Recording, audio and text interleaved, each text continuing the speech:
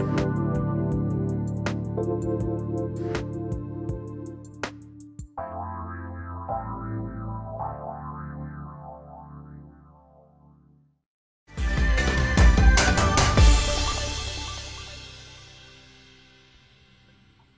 you ever tried to record a video, maybe something like 5 minutes long, and as soon as the red light, showing record starts, you just like forget everything that you were going to say. You just freeze up.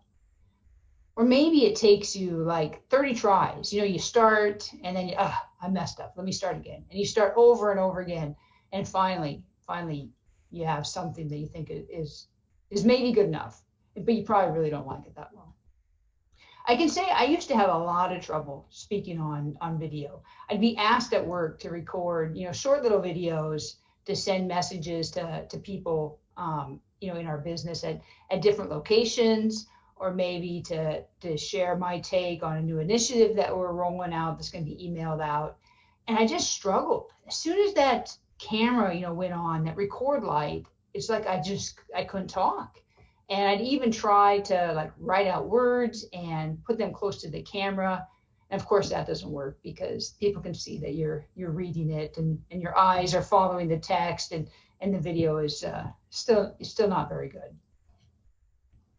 And it doesn't matter if you're trying to record video for things like social media. So many people make it seem so easy. They record videos and you're like, I just wish I could look as comfortable on camera as they do. Or you're trying to join a video for work. It could be like Zoom, or we use Teams at work, Skype, WebEx. It doesn't really matter what the technology is, but so many people are uncomfortable with going on video. And you probably just wish, you could have the courage to be seen. And that's our topic for today. I'm Sherrie Clark, and this is the Courage to Be Seen podcast that I give you the tools and the techniques. I want to share you stories and strategies so you can have the success that you desire in your life. And being able to speak on video in a confident manner is a skill that you need to work on in today's virtual world. That's what everyone is doing. We're spending so much more time at home and away from people and speaking on video. And so many people are trying to hide that. They want to leave their webcams off. They just don't feel confident showing up on video. And so why does this matter? When you think about video, it allows us to connect in a very different way than we can just on phone. I've been surprised, actually, and quite amazed at the connections that I have, made around the world or across the country with people that I've actually never met in person, all through speaking on video. And you can't do that by just phone calls. You could have a weekly phone call, and yes, you get to know a person. But if you have a weekly video session with somebody, you can really get to know them. It's almost like, you've got to see them. And so video is just such an enabler and such a big part of our lives that you have to get comfortable speaking on video. Public speaking is the number one fear of most people. And when you add in video, it just makes it that much worse. In fact, 75% of people say they have speaking anxiety. 3 out of 4 people, that is a lot. And that's not talking about, that's just speaking. That has nothing to do with video. It's even worse. In fact, most people I know wish that there weren't webcams on their laptops. They wish it wasn't so easy to be on video. They just hate to be on video. But this fear of public speaking can actually hurt your wages, they say, by 10%. So it's something that you really want to, from a work standpoint, get comfortable speaking, get comfortable speaking on video. I've always said to all my people that I mentor and I coach that speaking and your communication skills are so critically important. It's something that you can work on forever because you can never really be good enough. You can always get to become a little bit better communicator. So I always emphasize that. And then now when we throw in video, it's just another skill that we have to work on. But what most people don't want to hear is actually your content is a lot less important than your delivery. In fact, for the opinion that people are going to make of you, they only spend 7% on your content. You spend so much effort into what you're going to say and practicing that, but you really only get credit 7% on the content. 38% is your voice, and 55% is your nonverbal communication. So if you're on the phone, maybe you don't have to worry so much about that nonverbal communication. But when you're on video, that nonverbal communication is just as important as it would be as if you're in person. And so the last statistic, that I want to give you and leave you with is that you're 15% less likely to be promoted to a management position if you struggle with public speaking and communication. It's so important. 10% loss in wages, 15% less likely to be promoted. These are statistics that I found just to help emphasize how important it is for you to be able to speak and be confident on camera. But why is it so hard? There's actually scientific reasons why it's difficult for us to speak on camera. The first of it is we're used to seeing ourselves in a mirror. And so we actually see a reflection of ourselves. We don't really see ourselves, right? But we see it so often, that's like the preferred image that we would like to see.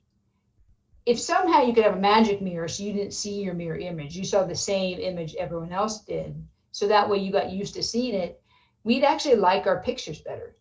In fact, you would rather see yourself in a mirror than a picture, even after that picture has been kind of doctored up and photoshopped to look a little bit better, maybe your skin a little bit softer or a few wrinkles gone.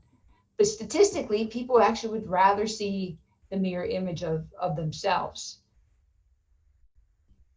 The other problem is lenses on cameras, because they're taking a 3D image and making it into 2 dimensions.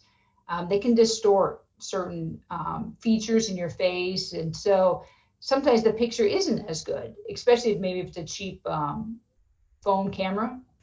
And granted, the cameras on phones are getting better and better, but you just can't have as good as picture when you're trying to take something that is 3D and make it into 2D. So a lot of times the pictures aren't as good.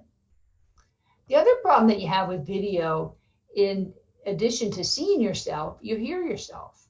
And we're not used to listening to ourselves, right? We hear ourselves a version, part of it through our mouth, and some of the sound goes through actually like your bones, some comes through the air into your ears, and that's the version of sound that we hear. But when you actually have a recording of yourself, you're like, that doesn't even sound like me. Unless you hear yourself on being recorded a lot, you're not going to think that instantly is you. So now you have an image that you really don't like because you'd rather see the mirror image, and then you have sound that doesn't really sound like you. It's no surprise that we don't like the videos that we produce. But I want to give you a story on an experiment they did just to show how important video is. And this will help, reinforce why we need to work on our skills and recording a video. But they did a virtual reality experiment. So they placed a person in a room. Well, they did a bunch of people. They placed them in a room one at a time. And they actually did a recording of somebody like rubbing someone's back a little bit, right? And they're sitting there and they're rubbing their back. And then they showed them this recording. But what they did is they doctored the recording. They actually moved the person, in the video into a different spot inside of the room. And then they played this recording for the person.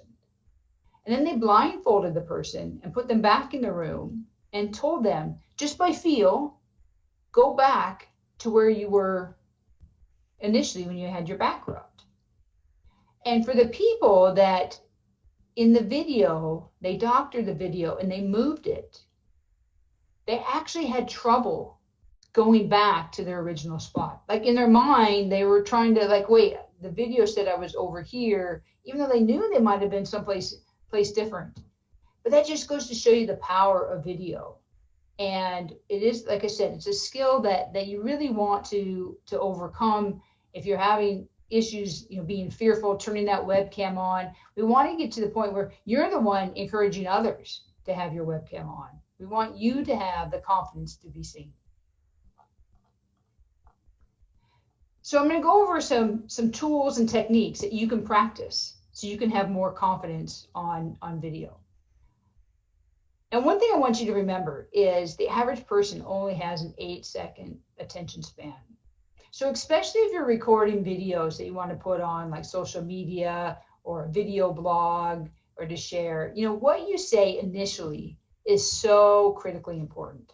So keep that in mind. You want to capture someone's attention early on, or they're not even going to watch the rest of the video that you put so much effort into. Now, this is still important at work. Like if you're giving a presentation at work or you're answering a question in a meeting, that you might get a little bit more than 8 seconds because people are supposed to listen to you, or you'll have a little bit more time than that. But it's still important to capture people's attention. I mean, I've noticed being sometimes in meetings when you present, that people are distracted and they're working on something. And then if you talk in a way that you capture their attention, they put their pens down. They look away from their computer. They're looking at you. They're trying to figure out, hey, what are you saying? And so it is important when you think about whenever you're going to be speaking, video or a phone, you want to capture people's attention, right away. So just keep that in mind as we go forward. So the first step that I'm going to give you, a tool, a technique to be more confident on camera, is to remember that you need to be yourself. Don't try to be someone else. I have to admit, I'm not really a very funny person. And if I came on camera and I tried to be extra funny, thinking that's what people wanted to see, it would not come off very natural or authentic. You have to be yourself. That doesn't mean that you can't work on things and come off and make better videos. That's not what I'm saying. But don't try to be somewhere else just so you have better videos. The second thing to keep in mind is, almost every TV show or movie anymore has a blooper reel. We all make mistakes. Sometimes the blooper reel is the best part of a movie. And so you're going to have if you're making enough videos, you're going to have a blooper reel too. And that's okay. It's okay to make mistakes. It is okay to make and take second shots. Sometimes videos need a little bit of, fixing up or retakes, and that's all right too. Not all videos have to be taken in one shot, but just know you don't even have to retake if you have a small error. People expect it. They expect that you're going to stumble once in a while on a word. You can just keep going. It does not have to be perfect. Okay, so the next step, if you want to be confident on video, is in advance, take care of the things that you can. Things like, let's start with physical appearance, like clothing, hair, makeup. Think about in advance, what you're going to wear for your video, what your hair, your makeup. And that doesn't mean there's only one thing that you should do. I can't tell you what your video should be. It should be appropriate for the video that you're doing. If you're doing a work meeting and you're going to attend it from home on the webcam, I would say dress as if you were going to be attending that meeting in a conference room. You shouldn't wear your pajamas. You should wear appropriate clothes that you would wear for work.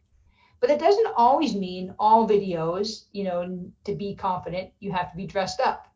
So if you're watching this video on, if you're listening to it on your favorite, podcast, you won't see this. But if you're watching the video on Facebook or on YouTube, you'll see that today I normally dress up actually for these shows because that's what I wear for work. I'm normally dressed up. But today I thought I'd wear just a simple black t-shirt, kind of to make a point of it doesn't necessarily matter. It's not like, oh, I have to have a blazer on and now I can look like I'm confident in the video. You want to look appropriate for what you're doing. You want to be clean and neat, but you want to just make sure it matches your topic. If I was going to do a video on working out, some kind of physical exercise, then it'd be appropriate that I was wearing, clothes to go to the gym. It actually would be inappropriate to have, perfect makeup and hair. It'd almost be better if I did some running and maybe got a little sweaty before you did a workout video, right? So make sure whatever you do, it's appropriate to your video, but plan it in advance. What you don't want is you never got up in the morning and took a shower and you are in that meeting at work and everyone's like, oh, turn your webcams on. You're like, I didn't even get dressed this morning. I don't want to have my webcam on. So take care of those in advance. Plan for things like, if you're going to be on video, what clothing, what hair, makeup, just that physical stamp, plan it in advance. So it's one less thing you have to worry about. And be confident with it. Wear clothes that make you feel good. Wear clothes that maybe the color schemes are good for your camera. You don't want to have a lot of wild and crazy patterns if you have a background that can't support that. If we have a solid background, you might be able to get away with it. But just be smart. Don't be distracting with what you wear to the message that you're trying to portray in the video. And if you plan all that in advance, then that's one less thing that you have to be thinking about while you're trying to do your video. The next thing is your background. And I think this is actually the biggest reason why most people don't want to turn their webcams on in meetings, is that their house is messy, or they just don't have a good place to have their computer at work or to do their work. Like if they're at the kitchen table, they're like, I really just don't want people to see my living room or my kitchen in the video. Now, luckily, these days, things like Teams and Zoom, they actually can change out your background automatically for you. You can also use things like green screens, or if you plan in advance, make sure that the background that you have in your video is appropriate. And then once that's taken care of, it's just one less thing that you have to be worried about while you're doing your video or doing your presentation, on screen. And then the last part of the kind of things you can take care of in advance would be just the technology itself, your camera, your microphone, lighting. Lighting's a big one, and the angles of your camera, so you look the way that you want. If it's too dark, or if the camera's at a funny angle, you're not going to take a good video. So practice and plan these things out in advance. With your laptop, if you're using a webcam, maybe the camera's too low and you have to move the whole laptop and put it up on like a riser or something, so you can have the camera at a better angle for yourself. So plan all that in advance, practice it with if you need, then that way when you're actually doing the recording or you're in that meeting, it's just one less thing that you have to worry about. The next step is make sure you're ready with what you're going to say. If you need to research your topic, if it's a presentation at work, know what you're going to say in advance. You can do an outline, you can do notes. There's a lot of different ways that you can kind of plan out whatever you're going to present, but make sure you do that.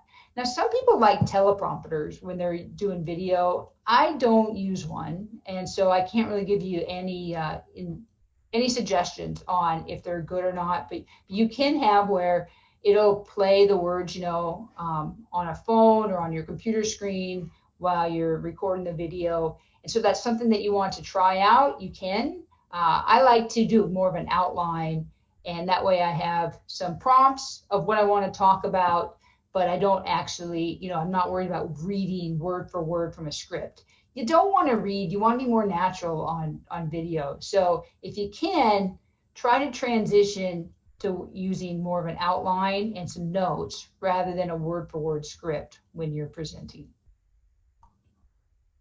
And the best way to do that is you need to practice. You want to practice, practice, practice. If you're given a talk, like a talk that you're going to do multiple times, you want to just keep practicing it over and over again. An important meeting, I prepare what I say in advance and I practice it. The more you practice it, the more natural it will be, the easier it will be to record what you're going to say on video.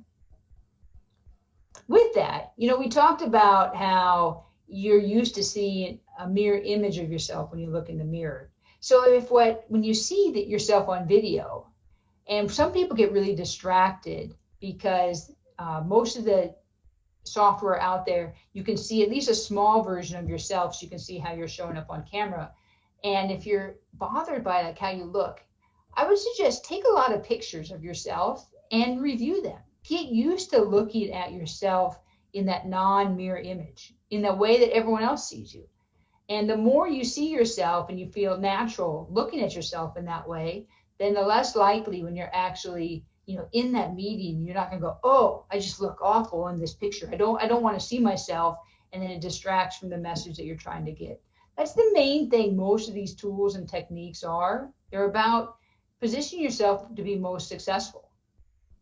And so take pictures, look at the pictures, get used to seeing yourself in that non-mirror image, just like everyone else does. And so that way, when you see yourself on video, your brain will be more used to seeing it.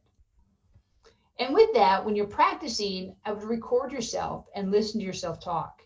That way, that's not a surprise either. You won't be so worried about, oh, that doesn't even sound like me. No, it does sound like you. You just aren't used to hearing yourself. And so practice, record yourself, listen to it, watch it. The more you do that, the more when you're actually taking video, it'll just look that much better. The next tool that you really want to pay attention to is, let's call it your physical presence on camera. It starts with your posture. So you want to make sure you sit up, you have your shoulders back, your head is straight, and have that confident posture when you're on camera. If you're slouching, you're going to sound like you're slouching. Some people like to stand when they're presenting. Some people like to sit. I think you can do either. Just make sure that you have good posture when you're doing it. It might not seem like or be obvious, but you want to have good posture even with your legs and your feet. If you're doing crazy things with your lower body, even though it's not on camera, it actually does affect your overall posture. So I would make sure that you have good posture and you're sitting upright, and that way it'll portray more confidence when you're on camera. When you're watching your videos, look for like nervous tics that you might do. I used to have one. I would play with my bracelet, and a lot of times I would do it off camera. Many times people couldn't see it, but sometimes it'd give like little sounds. And it's something I had to get over and not do. Now, if I can wear a bracelet and I don't, over and over again play with it, but I would catch myself initially doing that. You might have a tic that you move your hand a certain way, or you're repetitively doing one thing. Sometimes people like lean their head to one side and they don't realize that. So what I would say is just watch your video and critique yourself. And you're not going to fix them all like overnight, but focus on it. And over time you can practice, and those nervous tics can go away because you become more aware of them. Now, using body language to be more confident on camera, you do want to use some hand gestures, but just be careful with them, because hand gestures on video actually can look kind of strange. Some of it is the depth perception based on where your camera is to where your hands are. But if you never move your hands at all when you're talking, you can come off pretty cold. So the suggestion is use your hands to make a point. Just be careful that you don't use your hands over and over again in the exact same kind of repetitive motion. And that's where it starts to become annoying and starts looking crazy on video. But to move your hands, once in a while, or use your hands to help drive a point on video, just like you would in person, can be very, very useful. You also want to be careful if you have a prop. If you have something that you're in your hand and people can see that on video, make sure it makes sense. Like if you're talking about water or hydrating and you have a glass of water, okay, that might make sense. But you don't want to bring something onto video, some kind of prop that you're holding just to keep your hands busy, but it really doesn't add to your message, or it doesn't make sense to have with you. The next step is make sure you know where you're looking when you're making a video. So the best thing to do is look right at the camera. That way people know like they're looking at you when they're watching you. What most people do is they look on their computer screen. And if I have a video down here, this would be the natural place that I'd want to look, because it'd be like I'm having a conversation with whoever's ever on screen. Now, granted, it's difficult to look at the camera. Most people have a real hard time with it. If you're one of those people that have a hard time with that, they say, look like 2 inches above the camera. And that's a good place, versus most people are looking down at the computer screen. If you look right above the camera, then you don't have, it's not like you're staring at the camera, and it's a little bit easier. They even say you could try to tape like eyes, like googly eyes on your webcam. That way it's more like you're looking at a face, and that can be easier than looking just at a plain playing camera. One suggestion, which I've never actually tried, but it actually sounds kind of interesting, is to put a mirror behind your webcam. That way you get feedback on your posture. You're looking and getting the same kind of feedback that you are with the camera on the screen, the picture. So you could try that. Like I said, I haven't tried it, but it is an interesting thing to try. Before you actually start a video, it's good to relax. Maybe do a little meditation or yoga. Just make sure you're in a good spot. You can drink some water. Then right before you do your video, it's good to get your energy up. You want to stand kind of in a power pose and have that confidence. Maybe do a couple of jumping jacks or air squats and get your heart rate up a little bit, because you said you have 8 seconds to grab someone's attention. So you want to start the video, powerful. So you could move around a little bit.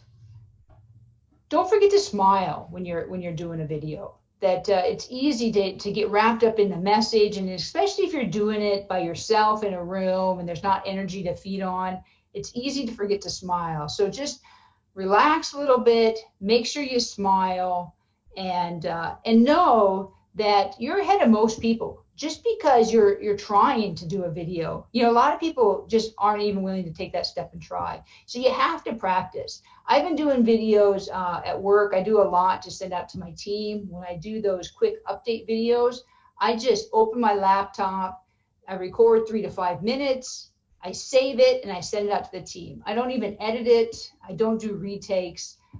That's great practice to get into. It gets you actually forgetting almost that you can always stop it and start again.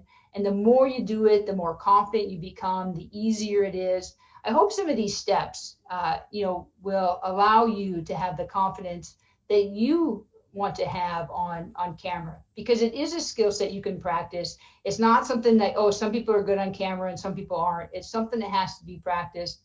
And, only we can be ourselves by embracing who we are. I've had to work to have the courage to be seen, and doing that, I've transformed my life. The more courage I have, the more I embrace who I am, the more my life has just opened up and it's been so much more enjoyable. And I'm hoping to share that with you so you can have the success that you want in your life. I invite you to check out my website, couragetobeseen.com. There you can find out more about me and my coaching program. I also invite you to follow me on Facebook or Instagram. I share daily motivational messages there. And if you like this podcast, then make sure you subscribe so that way you can get updates when the next one comes out. And I look forward to talking to you again soon.